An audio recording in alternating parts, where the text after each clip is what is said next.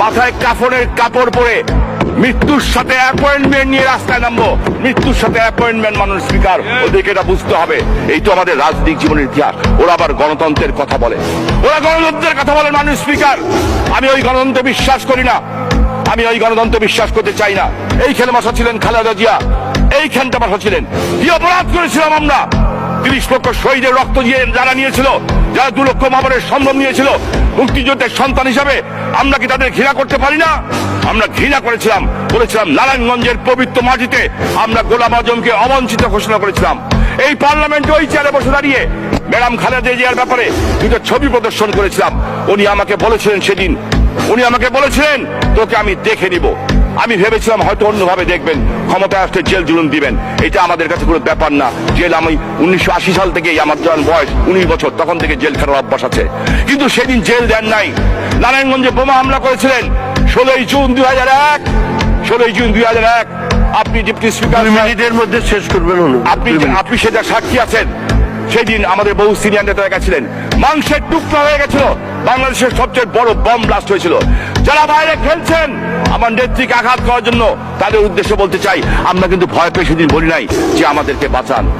আমরা সেদিন আমার বোমা হামলায় আমার হাত খুলে গেছিল, পা অচল হয়ে গেছিল।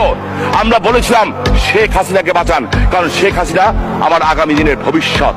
শেখ হাসিনা আমার বংশের ভবিষ্যৎ। আমাদের রাজনীতি করার কথা ছিল না। আমরা কেন রাজনীতি করবো? বঙ্গবন্ধু বেঁচে থাকলে আমাদের রাজনীতি করার কথা ছিল না।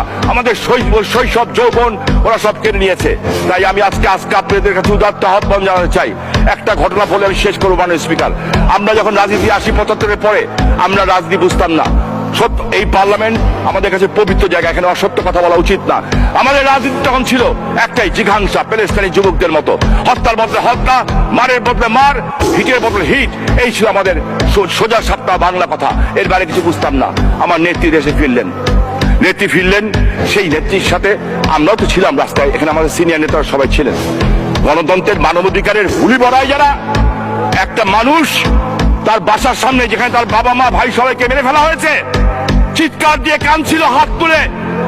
আমরা তো কিশোর ছিলাম তখন, যুবক ছিলাম। কিশোর হাত তুলে কাঁদছিল, কিচ্ছু চায় নাই, কিচ্ছু চায় নাই। মাননীয় স্পিকার, যেখানে বাবার লাশ ছিল, মার লাশ ছিল, ওই জায়গাটা একটু নামাজ পড়তে চেয়েছিল, জিয়াউর রহমান সেদিন ওই দরজা খুলে তাকে নামাজ পড়তে দেয় নাই। সমস্ত ঠেকা জাতির পিতার কন্যা শেখ হাসিনার যে গণতন্ত্রের চর্চা ডেকে ডেকে দাওয়াত দিয়ে খাওয়াইতে হবে, খাইলে খাবি না খাইলে না খাবি, যে আসবি আসবি, না আসে না আসবি, ওই ভয় দেখে লাভ নাই।